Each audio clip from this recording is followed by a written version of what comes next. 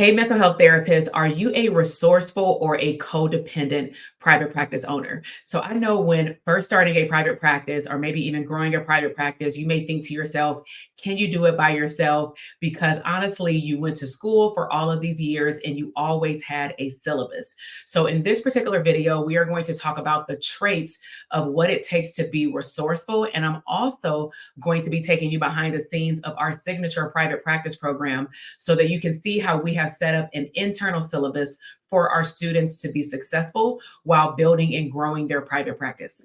Okay, so in this particular video, we are talking about resourcefulness.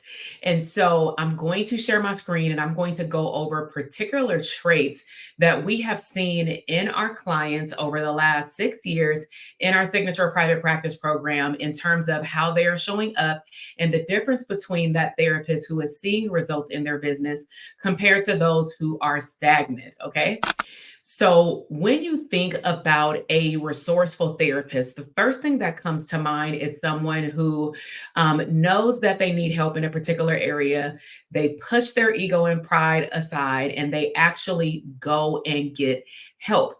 If they are already in an existing coaching program or mentorship, or they have access to individuals in a particular industry in which they can go and get support, they will call those people up, they will text them. And so, with mental health providers, I know that we've been pretty much provided an entire syllabus for our entire life.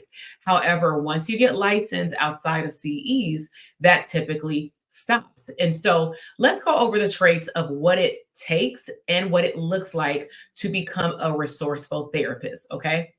So I want to take you through a what would you do activity so that it could start stirring some ideas around how do you show up? Because I do believe that therapists do identify better with case studies because we're analyzing someone else and we don't have to analyze ourselves, right? So, what would you do if a client showed up to their session after their intake session, which means that you've done a consultation and they did not talk? They're an adult, they don't have anxiety, they have not been diagnosed with mutism, but they are not giving you anything outside of "Mhm," and like body language. Like, really think about that. What would you do? Now, funny thing is, we actually did this in our community, and the therapists were lighting up the chat box saying, oh my gosh, I would slow down the process and talk to them again about why did they initially start this service, so that I can get them back focused. They had so many great in the moment coping strategies within like 5 seconds. And I'm sure that you do too. Another what would you do? What would you do? If a client showed up to a group therapy session that you were facilitating after 8 sessions, let's just say they've already done 8 sessions with you and maybe your group is 10 sessions and they still didn't talk. So not only are they not talking in one on one, but another client is not talking in the group session, what would you do?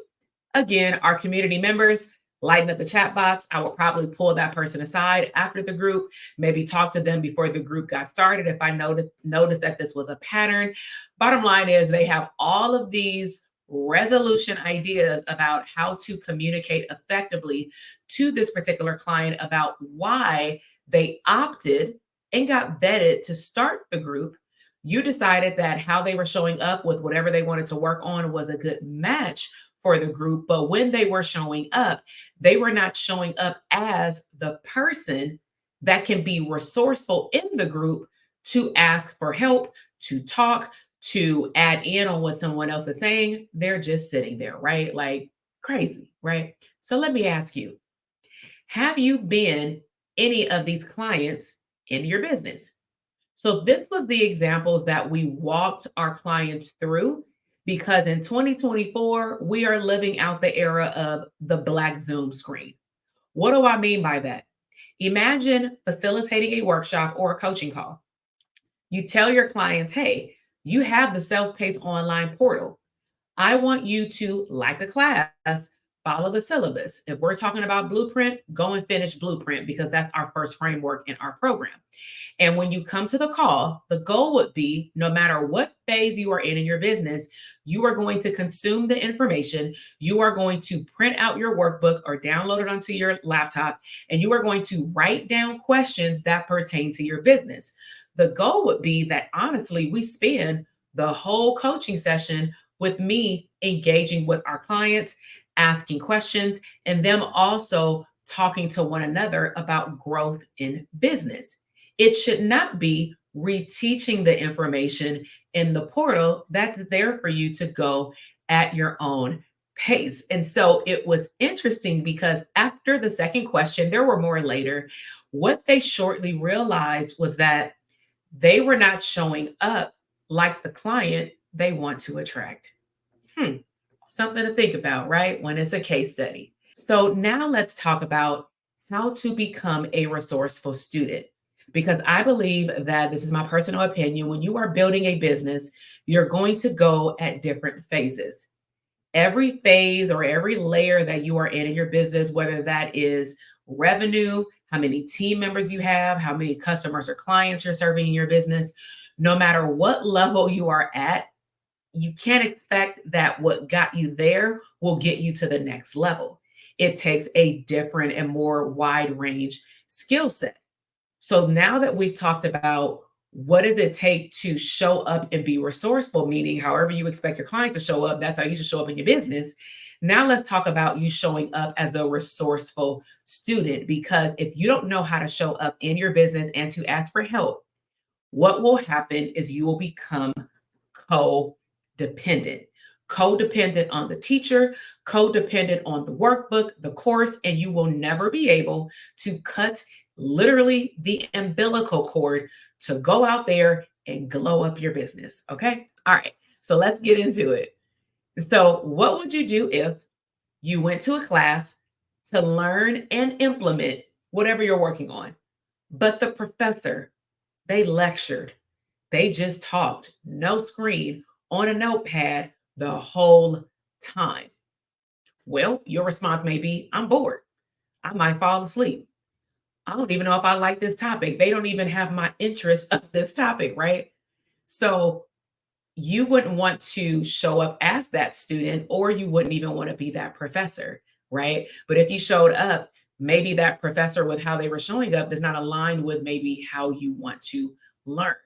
So, what I'm focusing on here is implementation and active learning. Research does show that it helps you retain and apply what is just learned.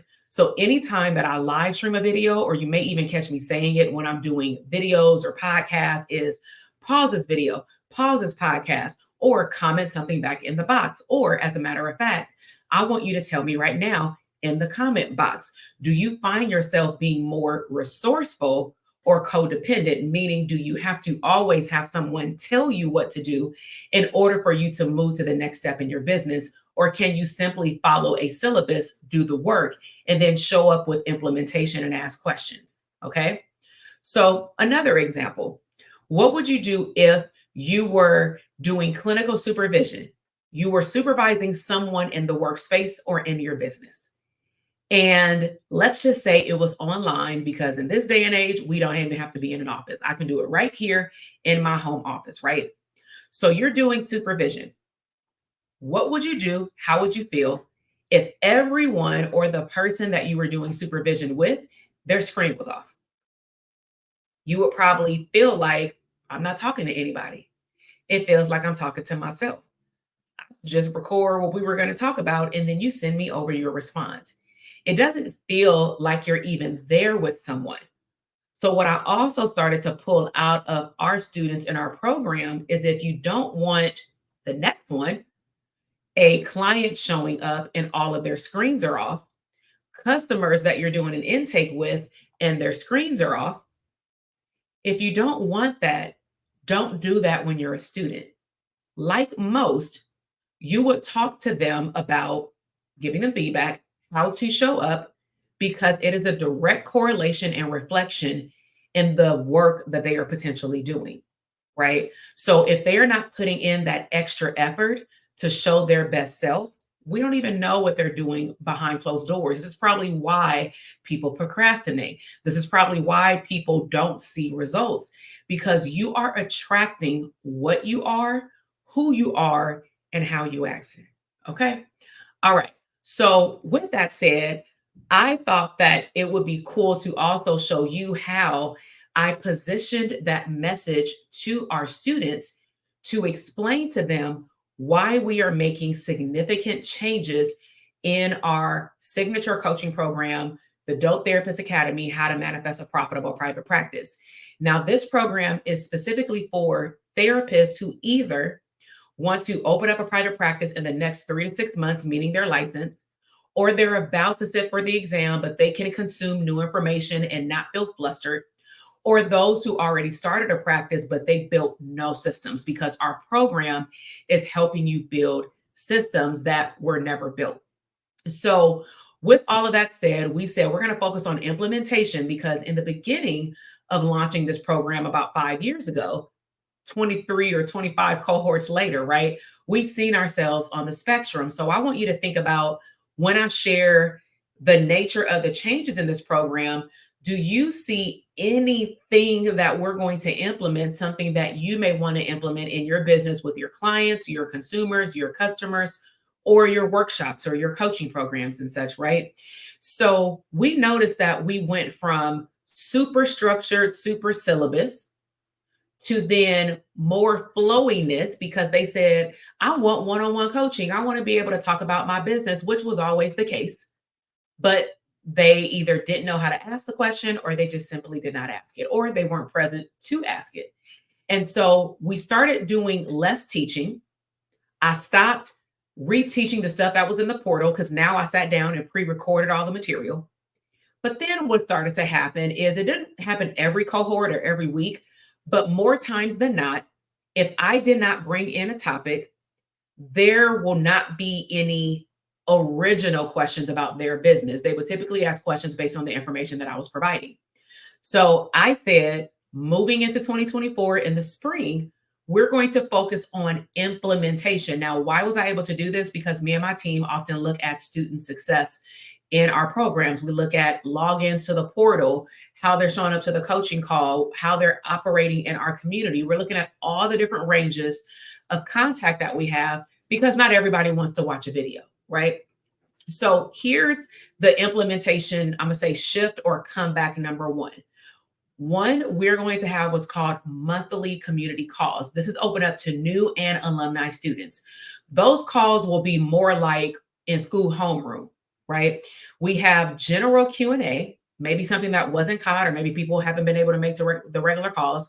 We will let people share their wins. We will highlight students' wins. They do accountability reports.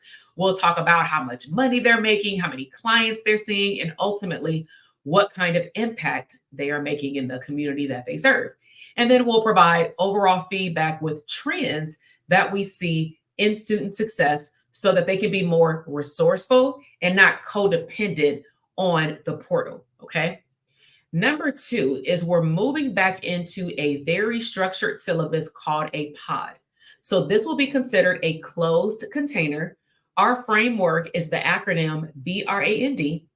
And what will happen is, about every other week, there may be some weeks where there's a support coach that comes in for implementation, but every week, let's just say I'm going to come in on week one and I'm going to talk about blueprint. The expectation is that they would have gotten to blueprint in the portal. They bring in their questions. The goal is, wherever they are in blueprint, they're going to pick up where they left off when the call is done. I'm going to pull a certain piece of blueprint that I feel most people may get confused on, or may not do all the way, right? Because I created it, and I'm going to bring that to the call. Then we're going to do implementation on the call. Then I'm going to tell them to finish what they did not finish on the call. Then they'll have a bye week, also called an implementation week, because sometimes, especially around business, we need to give people breathing room, but set expectations. When you come back, we are going to be talking about X. So then there may be interweaved support coaches that focus on one area in that particular part of the framework, and then I'll come back, right? So that's what we're doing twice a month. We're not taking them all up on their time, every single week, and it'll last for 12 weeks. It is a closed pod, which means that once it starts, new people cannot come in, alumni cannot opt in, because we've also learned that just because someone gets grandfathered in and they get unlimited access to future calls doesn't mean that they're going to utilize it. And we thought about taking it completely off the table. But we said, you know what? Let's just create boundaries around it, because I love when alumni come back so that people can see the journey. So why don't we let our alumni know we're sending out 3 to 4 emails, we're announcing it on coaching calls. In order for you to get the new link, not the link in the portal, because that's going to now be the community portal, the community call. Now you have to show your interest per our terms and conditions, which I will share with you, by showing up as their best resourceful self. And if you think that you can show up like this so that you can ultimately get the best bang for your investment, because that's what I'm teaching you how to do, then go ahead and opt into these calls. So the new students will automatically go into that 12-week pod. After, let's just say they finish their 12-week program, they will get a chance to say, I want another round, but they have to opt in. Now, these are what is required of the opt-in. And we're going based off the honor system, but this to me sets up kind of like a consent form, parameters around who we want to engage with. And we will share this also with students before they join our program, so that if you don't even want to adhere to the integral portion of how we see our students showing up, actually don't join our program. And some people may look at me crazy, like, sis, money is money, or like people want your program, they just may not want to show up live. And that's fine, as long as they can be integral in the portal and then not say, I didn't get support. No, you didn't opt in for support.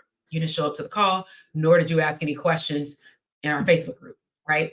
So these are the terms and conditions that even our alumni had to adhere to in an email. I agree to make a 100% effort to attend every coaching call, because we know things come up, or watch the replay and apply what was discussed.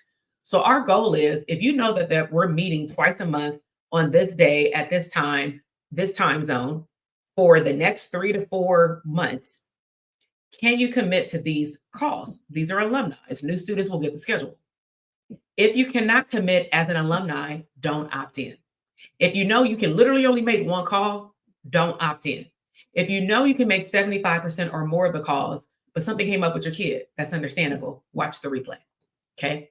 Next term is, I agree that if I do attend the coaching call, I will show myself on screen to fully immerse myself in the coaching experience. I don't want to answer your question and I don't even know who I'm talking to. I like to get to know all of my students. I don't care if there's 20 students on the call, 5 students on the call, 100 or 1,000. If you're asking a question, more than likely it's going to be a dialogue, because I have to get to know your business. Over time, as you speak up more, I will probably know who you are, and I'll know your whole business when I'm giving case studies on a podcast or something, right? But I want ultimately the students to show up for what they're investing in. If you really look at what I'm asking them to do, this is not too much. I agree that I will participate when attending the calls. Take off the cover of your screen. If we do a breakout session, don't say, don't put me in a breakout session because you somewhere else, you at the mall. If you're at the mall, don't come to the call, because that also means that your attention is not in the community to support growing your business. Okay. I agree to apply what I learned in the program at my pace. Even though the program will unlock as you go through it, even though we will show up and talk about a particular topic, everybody's in different seasons. Just because 2 people have 10 clients they make the same amount does not mean that they're on the same pace in terms of mindset and building their business. Okay. So we're telling people, even though we want you to show up and participate in the discussion and brainstorm, it doesn't mean that you can't be on Blueprint while we're on marketing and reach. Go through the portal at your pace and just make sure that you're implementing. Okay.